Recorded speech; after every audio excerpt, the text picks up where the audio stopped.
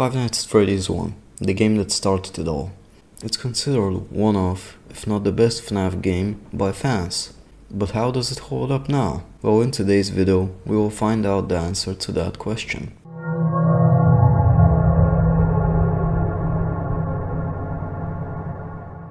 We all probably know the gameplay of FNAF 1. Close the doors when somebody's at them, look at the cameras trying not to run out of power, and getting to 6 AM. Bonnie is the one that attacks you on the left, Chica attacks you on the right, Foxy runs from his stage to your office. Freddy is either trying to sneak into your office, or is waiting for your power to go out so he can pull out his signature move. Golden Freddy just appears randomly to remind you of your sins. I know where you hid them. Oh, and also, how could I forget the endos in the parts and service room, which sometimes stare at you menacingly. The only person that's trying not to kill us is Phone Guy. He's cool, he gives us a tutorial on how not to get stuffed in a plush suit, only for the man himself to get put in one.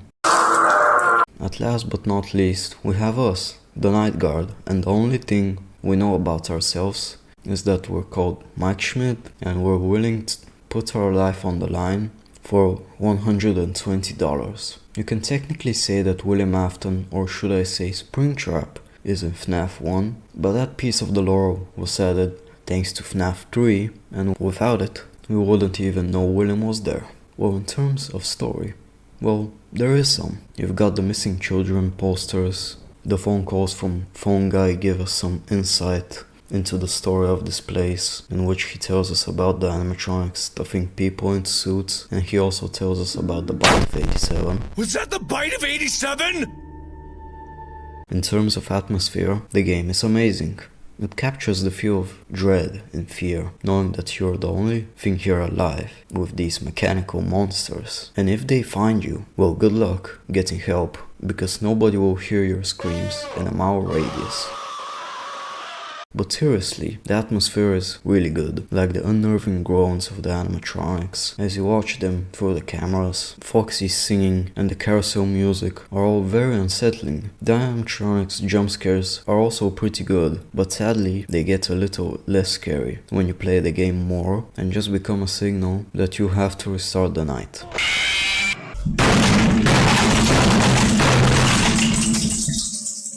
Now the graphics, well, they were good for the time and still hold up to this day, and not to mention the game is almost 10 years old. Some people might complain that the animatronics don't technically move and just teleport from point A to point B, but I think that with the limitations the game had, the way they move is pretty creatively done.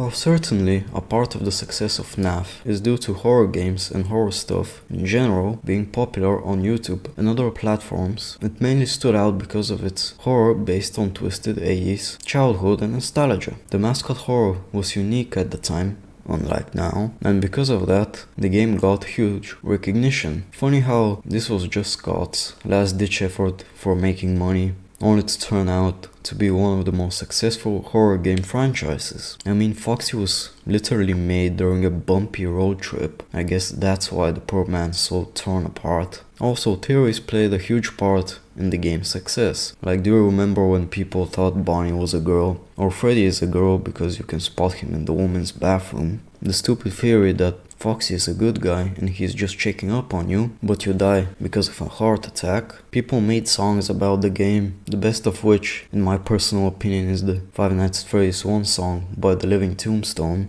Animations of FNAF were also very popular. I mean, like, come on, these models were the best ones. Nothing can beat them.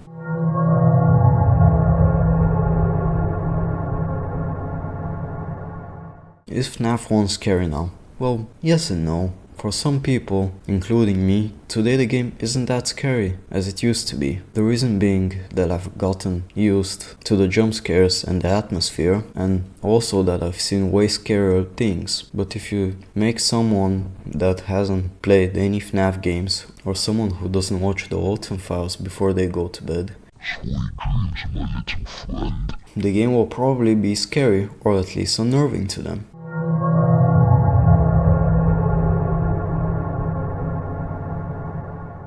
In conclusion, I think FNAF 1 holds up pretty well, even to this day. The gameplay is simple, but not to the point of being dumb. The atmosphere is amazing, and overall, it's a fun game to revisit for people who've played it, and it will be fun for people who are just getting into the franchise. So yeah, that's all from me, bye for now, and have a nice day.